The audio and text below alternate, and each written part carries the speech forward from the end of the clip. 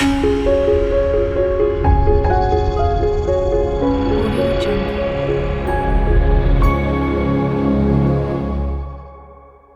So we have another question from Vishal Kumar.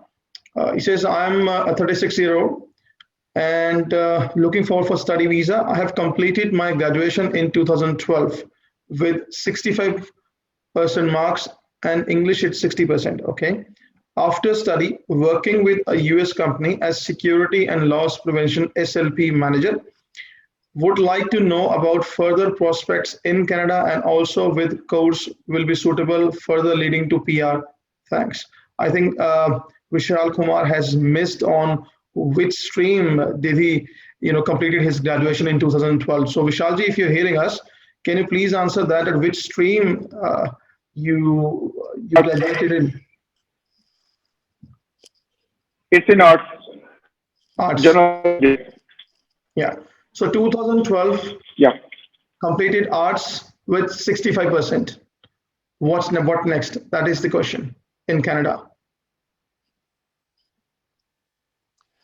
Yeah, so Manmeet Singh, like there are two possible pathways that I see immediately available for Vishal.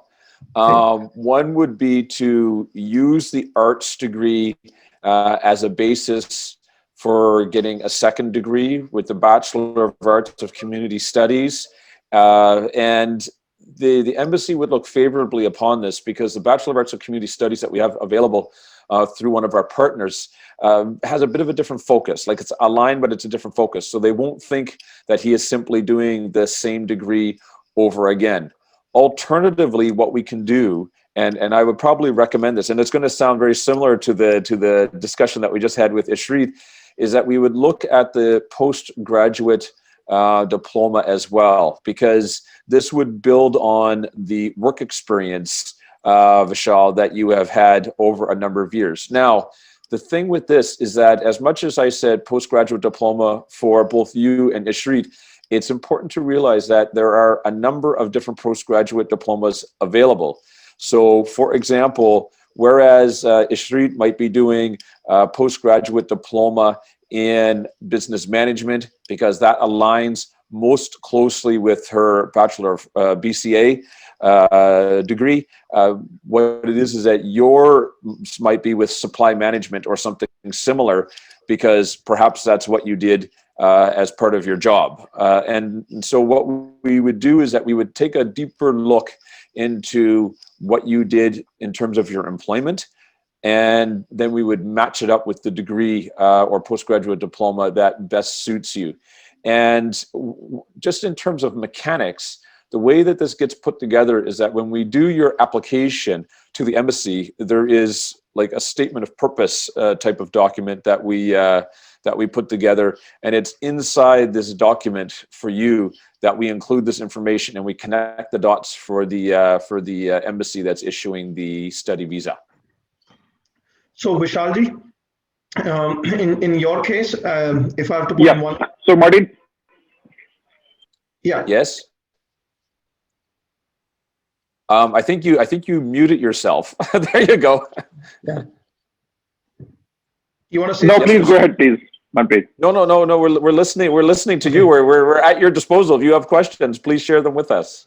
No. I have the questions because I have just consulted most of the consultants, and they are saying that at your age and because of this much gap, which is approximately 8 years, you'll not be able to pursue the study visa, and it will be a kind of yeah. So that's I would like to intervene and stop you. The statement you just gave is a typical of any agents, but we are not agents, and rather we are a representative of a university, and we do career counseling as well.